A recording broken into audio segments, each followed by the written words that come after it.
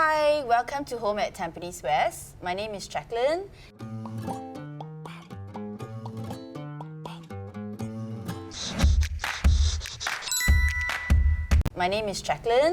And I'm a fine artist and art educator. I've been teaching here at Tampines West for the past 3 years. Some of you may have remembered me or have attended my classes. Today, I would like to show you an easy step in perfecting brush lettering stroke technique. We will start off with a template, such as this, with a lowercase and uppercase, before moving on to combining sentences together, like this. Okay, so get ready your curds and let's get started. So to begin, we will start with the template of the lowercase. We will begin from A to letter Z. And if you notice, small alphabets actually appear on the second line of a block. So you have to be mindful that small alphabets are always smaller and at a lower point. Okay, I've also prepared here an example of how you can learn the basic strokes by following the numbering patterns. So we'll start with numbering 1, 2, 3, 4, and 5. 1, 2, 3, 4. Okay, this will help you to focus and be patient with your strokes. There is no need to rush your stroke to get the perfect alphabet.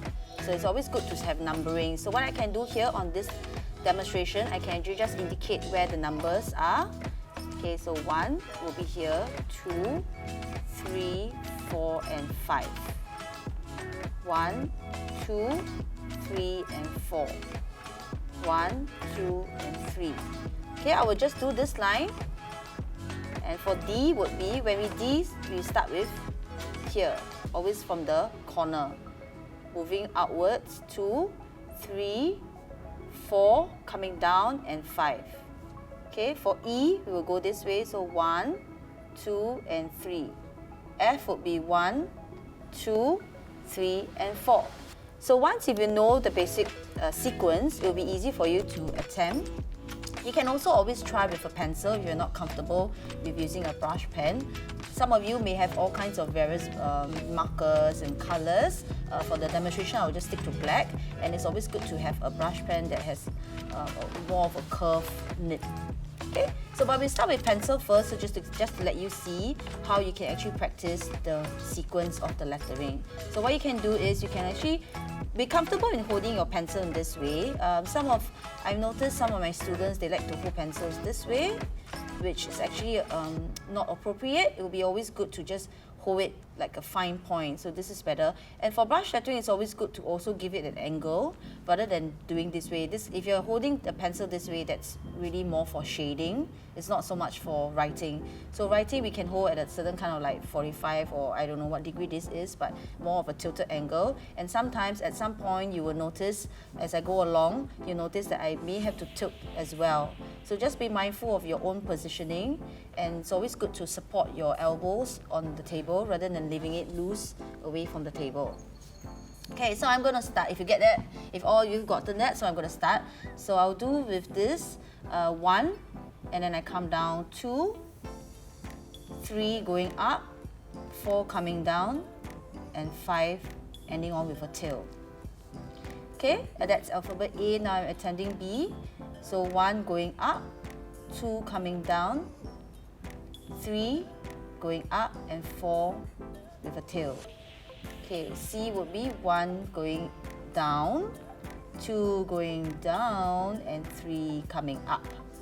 Okay, here D, we always start with the inner corner, because some of you may attempt to do this way, or you have different ways of writing, but I always think it's important to start with the corner, as it helps you to focus and align your alphabet. So down, 1, 2, okay, 3, and sometimes you may stop as well, because sometimes you know your hands are not used to the flow. Please give yourself a break. Do not pressurize yourself. If you need to stop and pause, stop. Okay, and then come back down again. Stop, and then go up. Okay, there's no need to pressure yourself. So 1, here, I can stop here. Lift up my pencil, come down 2 and 3. Okay, so here F would be 1 going up. I can always stop at the top. Okay, relax a bit, do a little bit of hand exercise, okay? And then come down, 2, all right, stop, and then go back to join, 3 and 4. Okay, so this, once you practice this, you can practice the whole page, so you can get used to the flow of the alphabet. That will really help you to loosen up your hand. Okay, so once you're done with all that, you can get ready your pen, brush pen. The important thing about brush lettering also is to kind of get, how do you get the thin strokes and the thick strokes? Okay, if you see my templates, there's a lot of thin strokes and a lot of thick strokes, okay? And if you notice, a lot of the thin strokes are strokes that is going upwards. And all the fair, thick strokes are the one that is going down. So let's try to do one sentence. Okay, are you ready? You can do one sentence together with me. Okay, so I'm going to go this one, thin. I'm going to lightly, just light pressure on my pen. Okay, and then when I press down, I have to press it thick. So don't be afraid to make thick, okay? Some of you, maybe you're more delicate, more fragile, which is fine. But for a contrast in brush lettering, it would be nice to have some thin and thick strokes. So for thickness, you have to press it down, and then you can stop it here, number 3, right? So I'm going up, thin, and then coming down and coming to be thin as well. Okay? And then here, one more, thin going up. I can stop at this point, and then take my pen off, and then come back down, press, thick. Okay, I can stop again if you don't feel comfortable, and then try to join it back together. Thin and thin. Okay? And here also, thin for number 1, and number 2, I'm going to press it down to make it thick. 2 and then 3. Okay. You notice sometimes I get a little bit of mistakes. I think we all do that. Okay, it's fine. You can also just go back to your alphabets and then just kind of correct it later on. Okay, well, you can do this way. Now D, E, F. Let's do it.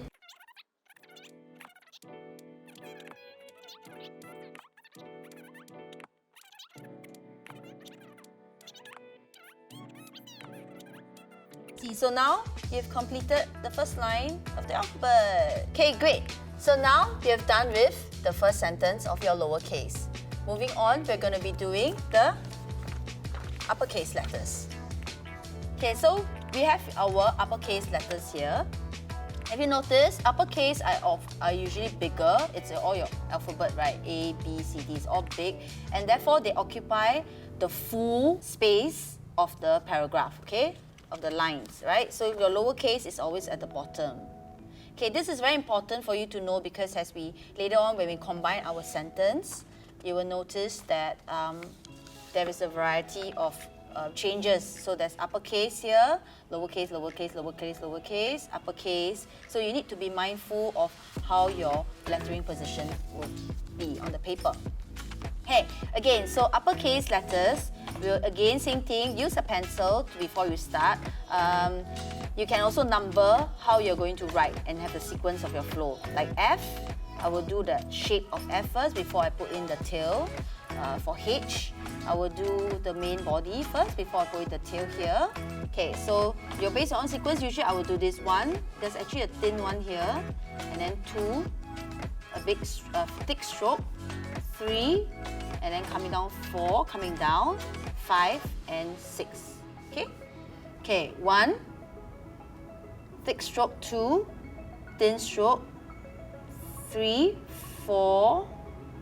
Okay, this one I'm going to twirl it, so I'm not going to have a stop, a break here. So 4, 5 and 6. Okay, here 1, 2 and 3. This is 1, 2, 3, 4 and 5. And here this is 1. This one you can combine actually. So if you want to, you can combine a little bit, but if you're not so confident, you can also just start with 1 and 2 and then 3 and 4. Alright, so we have already finished your numbering. Let's practice with your pencils. So 1, 2, 3, 4 and 5. Okay, and then 6, the last one. right? 1, 2, 3, 4. So this is the one that I'm going to go for just one stroke. So 4 going into 5, and then I can stop here, and then 6. Okay, so the C would be, the C looks a little bit like the E, so some of you may not actually like this C. What you can do is you can close the gap here, like that. Okay, later on when we do the pen, it's easier for you to see. Okay, so some of you may not like the C, or you can also just kind of do this as well, just a little bit, and then come down.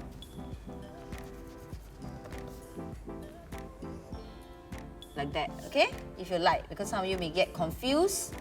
Again, this is just a basic brush lettering font type. There are many various fonts that you can also download from the internet, and this is just one type of cursive font type that you're practicing with me, okay? So, and, okay, moving on, we still have D and E to finish. So 1, 2, 3, and then coming down 4, and 5, right here. So this is E, 1, 2, 3, and 4. Sometimes I also do a little bit like this, like a tail, just to make it look fancy. So now that you're done with the numbering and penciling, we're going to start off with our brush. Okay, so now that you have all the numbering and you already practiced the pencil, it will be much easier for you to practice now with your brush pen. So again, same thing, remember what I said, thin strokes and thick stroke. Okay, there's just two very simple techniques in brush lettering, thin and thick. So thin is the one that is always the start of the alphabet, as well as the one that as well as the stroke that is always going upwards. So, and then here and then down, I can make it thicker. I can go up again, make it thin. Okay, now I got to stop and then press down, make it thick. Okay, and then thin. Okay, then here, thin. Alright, so again, here, thin. When you start, it's always thin. And then you press down. Okay, thin. Press down. This is the one that I'm going to combine, so I just move along. Okay, and then D. Alright, so this is the C, thin one, and I can just make it thick. Okay, you can add a little bit of a twirl there. Okay, thin and thick. Okay, thin and thick. Then thin again. So a lot of it is about controlling your brush. I mean, sometimes, and also the kind of brush that you have, the brush pen that you have. Some of my brush pens are actually a bit more refined, so I can actually do thinner, very much thinner strokes, okay, that really look more like manuscripts and really look more like calligraphy style, okay? But for brush pen, actually we just want to emphasize about the font type and the cursive style. So don't worry about that. There's always room for improvement as well, and also, you know, for you to challenge yourself. So always thin, what I normally do for thin strokes, right, I always just try to pace myself and do it slowly so I can have more control. But for thick strokes, I kind of just let loose. So if you can see here, so with my thin strokes, thick strokes, usually I just press down really hard, and then thin, I would just kind of really control it really well, like that, so there's no rush. Okay, so now we have learned how to do the individual lettering, lowercase and uppercase. We are going to combine the alphabets together to form a sentence. Okay, so in the class, you also will be given the template, and this is one of the code template. The quick brown fox jumped over the lazy dog. So I'm going to be showing you how to combine the sentence in the first line. And if you notice again, that with every template, there's always the box. So these are the parallel box, right? 1, 2, and 3. The top line is for things it's just to remind you that things will always bit. There's certain alphabets like the uppercase, and certain alphabets that's the taller ones, they will always have to be on the top. Then the bottom one is just to remind you to always be in line. Okay, whatever lettering that you do, you need to be in line. And for the middle line is to make sure that your small alphabet do not go too high, otherwise it will become a uppercase. Okay, and it's also to remind you not to go too low, otherwise you'll be too tiny to see the word. Alright, so this is very important. We will do this box in our card later. Okay, so now I'm going to be doing, if you remember how all your letterings, your number, and the flow of the sequence is, I'm going to be just starting. I'm just going to demonstrate how I'm going to write this quickly, okay? So for T, I can also start with the bottom one, going down, and going up, and then thin stroke this way. Okay, for H, thin stroke, coming down, thin stroke, thick stroke, and then the tail is the one that you can combine the letters together. A thick stroke and a tail. So if you notice how this tail here is very important. Okay, this is like the little tail or the join. Okay, this tail and join is the one that combines all the alphabet together. Okay, so here Q, press down, thin, thick, thin, and then this is the little tail, thick, thin, thin, thick, and the little tail again. Okay, this one you can do like that. So you can do a little bit of here, come back downwards. Okay, and then here, combine up all the way to the top.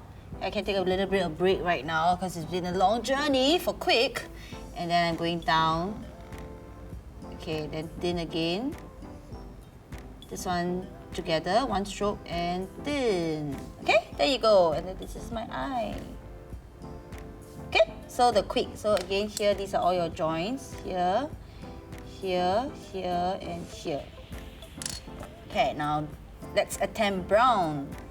Okay, so again, thin stroke upwards, thick stroke coming down, thin stroke upwards, thin stroke coming down, and then here thin stroke, and this one combined to the top. Okay, because this is actually R. If you see this here, my small alphabet, this is key, Q, the R actually has the thing at the top here like that. Alright, so that's why you have this little cursive here, then down. Okay, and going to O. O is this way, going upwards. W, thin, and then N.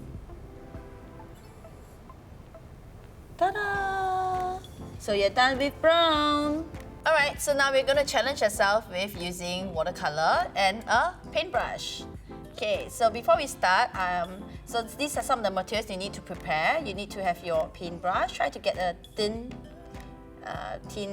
paintbrush, so a number 0 or 1 would work. Okay, and you have a rack. This is for you to kind of dab your paints. 2 cups of water. One is for washing the paintbrush, and another is for picking up clean water. And of course, your lovely watercolor palette. Now, if you want to buy a watercolor palette, you can opt for a watercolor palette, kind of cake palette like this, or you can go for a tube kind where you can squeeze out onto your tablets. Okay, a palette, yeah, here. So we're going to use this. I'm going to use this because it's just really handy and easy to use. I'm going to start now. So if as long as you're comfortable with the flow of the words, you can just kind of really attempt your watercolors. I'm going to go from warm color. Alright, these are the warm colors, red, yellow, maybe even, you can add a bit of pink if you want, and yellow, and then moving on to the neutral colors, which is green, and the cool colors, which is blue. And if you want to try, you can also just try to mix on your own to get purple. Okay, so 2 cups, I'm going to dip my brusher into one of the cup water first. Okay, just a little bit of dab onto the rack, and I'm just going to have lots of paint on my brush. Okay, so we're holding the brush is a little bit different than holding a pen. Okay, with a pen, we are doing kind of this angle like that because we need to have this kind of control. Okay, for a brush, we tend to be a little bit more upright. Okay, and you can also hold it closer. Okay, some of you tend to hold it like very far. These kind of brush strokes are more for when you're painting, when you need a wide range, your wrist can go like that, or you know, things like that. And then maybe you're painting more kind of like not so detailed work. Okay, but if you want to go for detail, it's better to go closer, but not all the way to the bottom, right? It will be really awkward, and then that's when sometimes you get pains on your fingers. Okay, so it'll be good to just at the point, at this junction would be nice, just at this point, okay? So then here, at the angle, you tilt up your brush. We're going to go about like 80 degrees or 75 degrees kind of angle. Then thin strokes going upwards. All right, and then down coming thick strokes. Then thin strokes again, and thin. And then thick strokes here. Thin. And thick. And also thin, okay? Then here I'm going to go with a J. With the J, I'm going to go with a red again. And then later on, you will see how I transit from the red to the orange.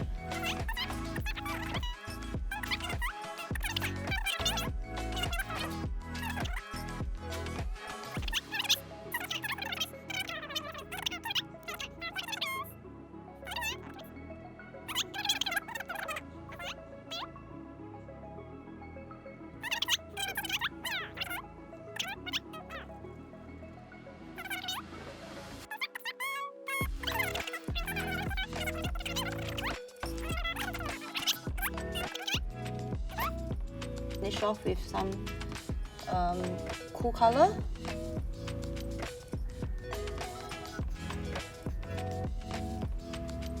Okay, start from here, combine towards.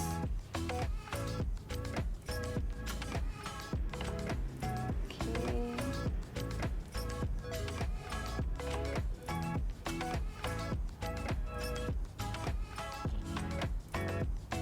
So now you got your rainbow colored watercolor brush lettering. Okay, like this. You got your rainbow colored fox jump over. Okay, I've also prepared, you know, how you can kind of combine the letters with different kind of warm colors, cool colors alone. Your black to the brown, and this is like a real long sentence where you can combine the warm and cool colors together. Okay, so try your best to see if you can do this. I wish you good luck. Okay, great. So now you have completed your rainbow brush lettering watercolor. Okay, so for more interesting videos, please like Tampines West Facebook page. Bye!